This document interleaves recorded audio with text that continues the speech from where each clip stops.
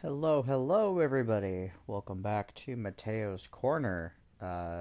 We are continuing with more of Shadows of New York, and yeah, we're just gonna jump into this. We found some stuff at the crime scene. We got this new guy checking things out, and I think we're gonna get somewhere today. So here we go. Let's just keep going. Oh God. uh, isn't that tampering with the crime scene? Kiddo, as far as I could see, this crime scene's been fucked with 3 times over. Can't really be ruined more than it already has. I agree, but it looked about the same the last time I was here. Then it was already a total mess before you even got here. Whatever. Standing by the metal shutters on the windows, he abruptly changes the topic. Light proof. Have you toyed with these? No. In general, I avoid machinery like that.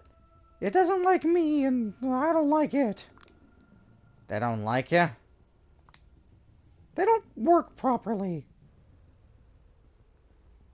It's like I give technology an allergy. Sometimes industrial cameras mess up my face. Sometimes I can't use a phone. You'd think it could be useful, but it's just a curse. I say, you think these blinds could have been the murder weapon? Oh. Actually, yeah, they could have. Yeah, I did entertain the possibility.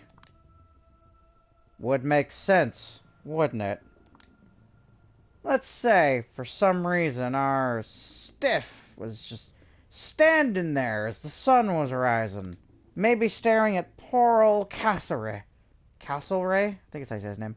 Looking for a soulmate to accompany him to the other side. Yet another guy pushed to suicide by politics. Pretty old school romantic. Yada yada yada. Or maybe it was torpor. Or maybe it was a freak accident. Or maybe it was premeditated. In any case, sunlight would be a perfect murder weapon, no? He takes off the mask to shoot a disfigured smile my way. Well, that's just a theory, anyway. Well, it sounds sound. Does it?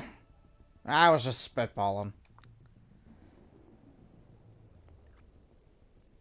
It's practically impossible to make certain now, kiddo. Excuse me. The most logical cause of final death would be damage to the heart, and that can easily be done without damage to the skeleton. And he sets off with a wink. What is he playing at here? The safe. Anyone made a crack at it yet? As far as I know, only Callahan knew the code, and the safe itself is pretty hard to crack. Watch me, kiddo. He presses an ear to the safe and slowly begins to rotate the dial. Stop clowning around. You're a safe cracker now? When you're cursed with countenance such as mine, and you decide on a job such as mine, you gotta be a jack of all trades. Yeah, but that still sounds pretty hard. Last year, there was a random feller visiting a heritage museum in Alberta. He found a safe that hasn't been opened in 40 years.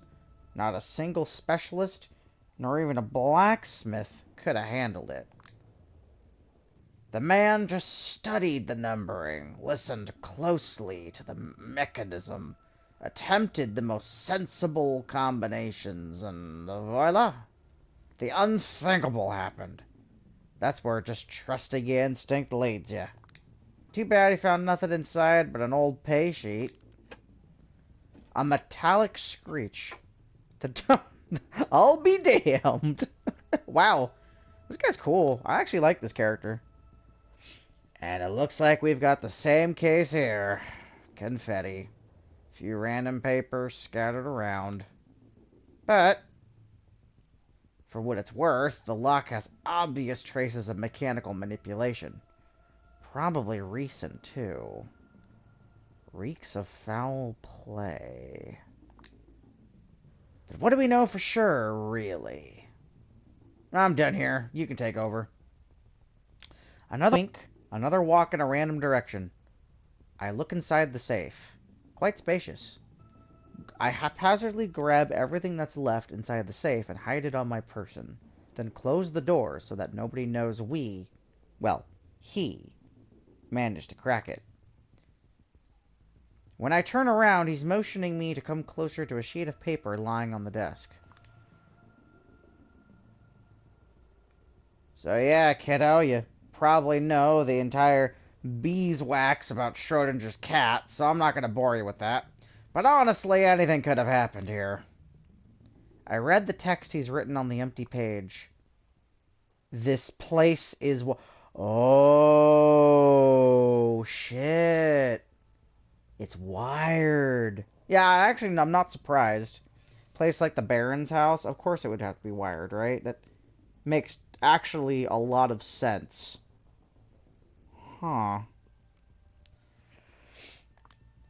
It gives me chills. I think I'm okay. I've tried to record my own voice a bunch of times on different hardware just to see if I can. It mostly comes out as noise. He nods, then starts scribbling something else as he continues blabbering on and on. Wait for him to finish here. The best strategy would be to make an educated guess about what happened here, then interrogate everyone about it. Maybe you'll take someone by surprise, drop a hook on them. The wiretap is a chip in the broken glass bottle on the floor. Absolutely sure it belongs to... Kaiser? Who the Do we know Kaiser? Who's Kaiser? Wait a minute. Kaiser.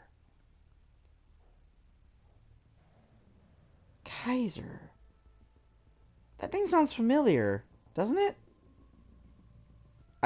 I'm trying to figure out who this Kaiser guy is. His name sounds familiar, and it's bugging me. It's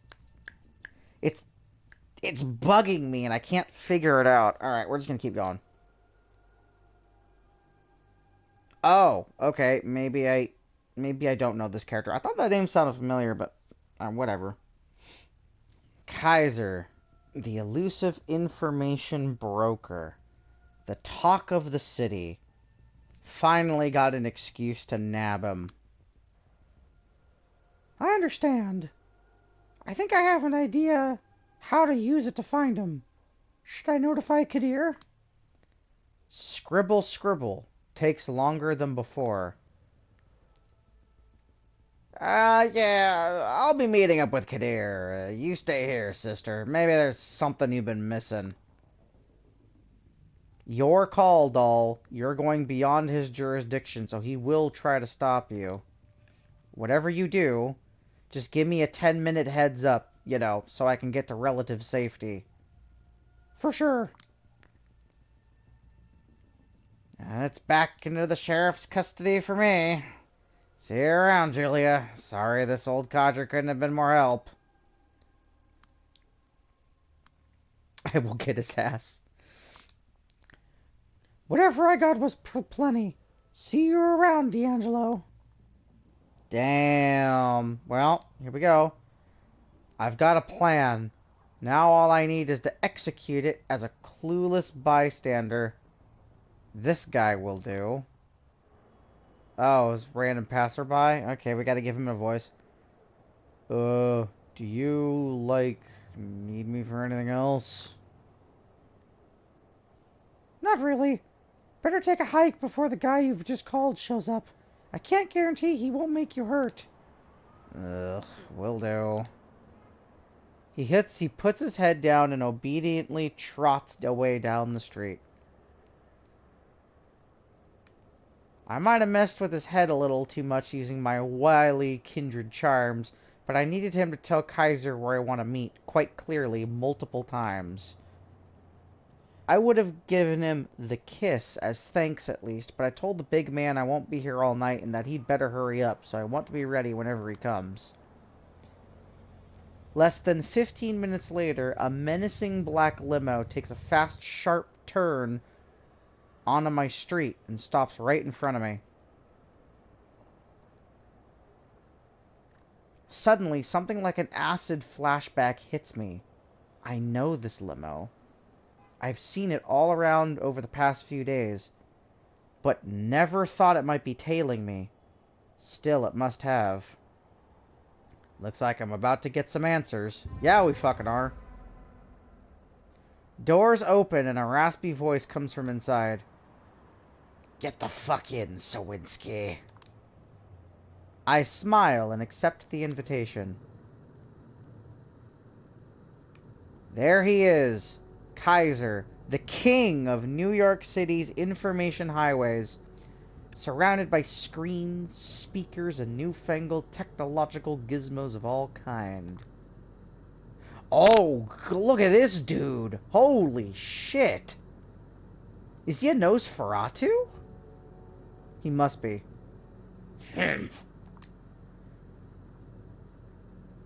Yep, he's a Nosferatu. First impression, he's one repulsive son of a bitch. D'Angelo was also a sewer rat, and he might have had similar physical disadvantages, but at least he was wholly endearing. With this guy, there's no room for any kind of sentiment. He's inhumanly cold, and I get the feeling he's been like this for ages. You're getting on my nerves, little lady, and I'm far from being the only one.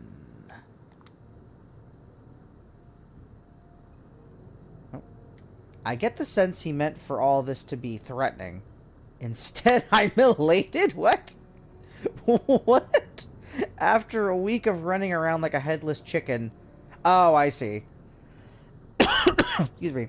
So basically what she's saying is, for a week, she was unsure she was getting anywhere. She didn't think she was making any progress. And finally, this backhanded comment is like the first thing that feels like she's getting somewhere in this investigation. Yeah, that makes sense. Wait a minute. Wait a second. Hold the phone.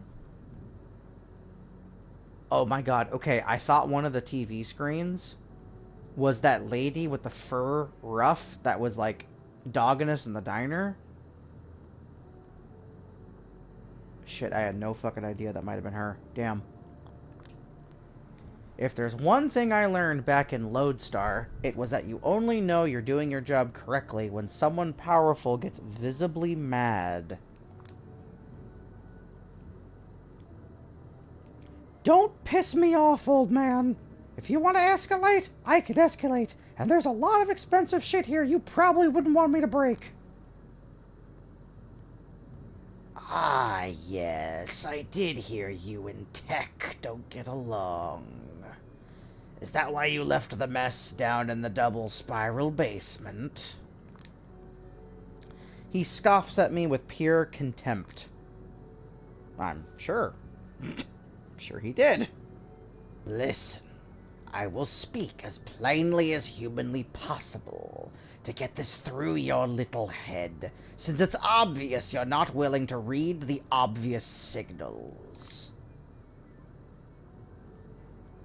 You were hired for one thing and one thing only, little lady.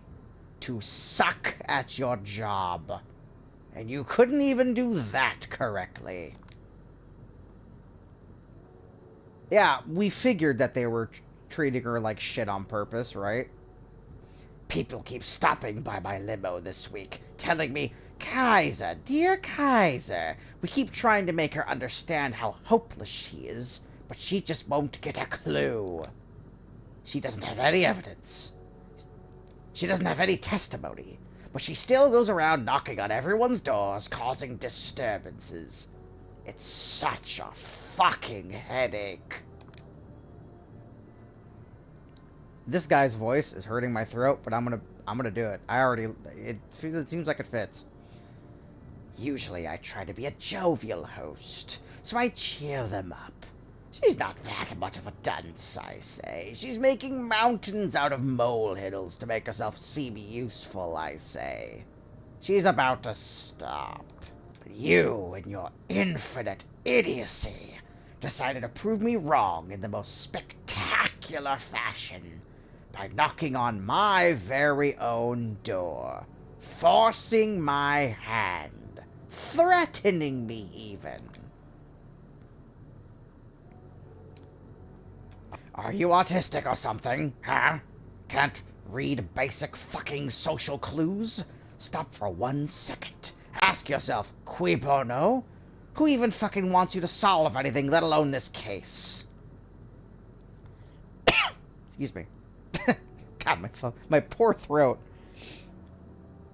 You see, this city has a delicate system set in place. Usually it's flawless.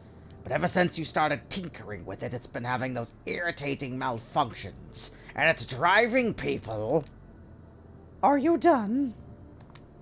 Yeah, you tell him. Tell him, Julia. Don't take his shit. A weird, disgusting sound. It's like between a gargle and a bark.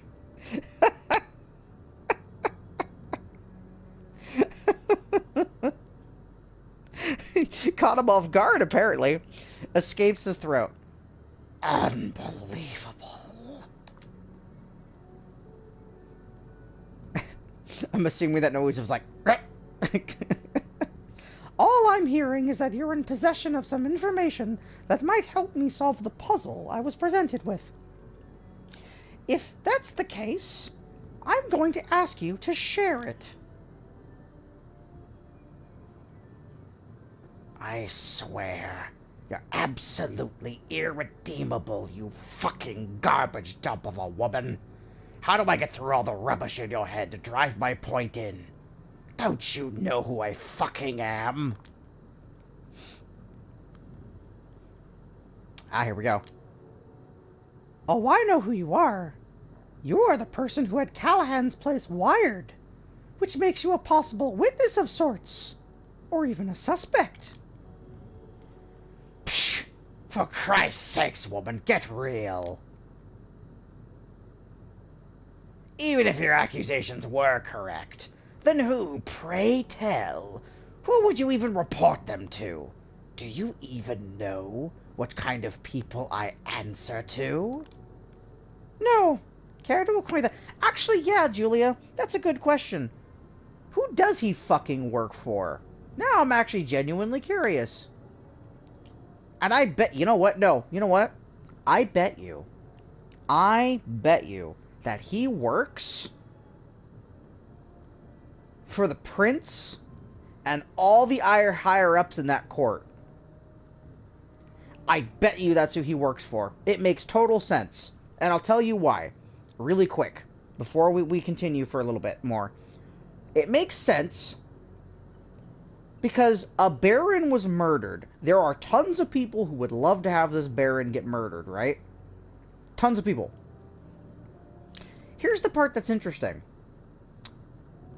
They picked a random person out of the blue, a total person they could say, oh yeah, this person we can, if something goes south, we can just blame her. All of our hands are clean. From the get-go, it seemed fishy. And now we're at a point where I'm like, I bet it was one of them, if not all of them. I am calling it right now. That is my bet. I am calling right now that it was a conspiracy. I never played Coteries of New York, but I bet you that it's a conspiracy, and they wanted Callahan out of the way so that they could fucking go in, take all of his shit, and do something with whatever he was doing. Again, I think if I played Coteries, I would kind of get an idea as to what's going on, but still, anyway. Is that really what you want?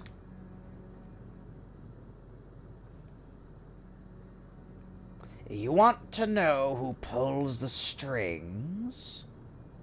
Give me 10 minutes, and I can arrange a meeting. But this is your last chance to turn back. If you don't, I can tell you now You're going to be sorry. The big kahuna! Finally, now we're talking. Yes, the big kahuna. So, this is your final answer, huh? Absolutely. Unbelievable. He takes out his phone and begins furiously typing. I relax in the seat. Finally, we're getting somewhere. It might be dangerous, yeah, but at least I will finally get a clue of what's going on. I'm just saying, this is the point of no return. My boss doesn't fuck around. Best case, you're going to beg him to take you in. Whatever. He keeps grumbling under his breath, but I'm not even listening. I just watch the streets go by. And waiting. Until out of the blue, I experience a strong sense of foreboding. Oh, it's another ghost! It's another ghost! I first spot her in the corner of my eye. She's hovering right next to Kaiser with an expression that's impossible to discern.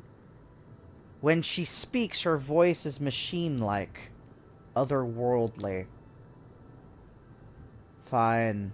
We're 5 minutes away or so. Get the boys ready to give her the Mel Gibson special. The moment he puts on... She can... Oh god. She's able to see people as they're responding to tech shit. Oh, damn. Dang. Okay, I think this is where we're going to stop for today. Thank y'all so much for joining me for another episode of Vampire the Masquerade. We are close. I can feel in my bones that we are getting close to the end. Something is going to happen and it's going to be big. But until then, you guys have a good one. I will see you next time. Take care of yourselves. Bye-bye.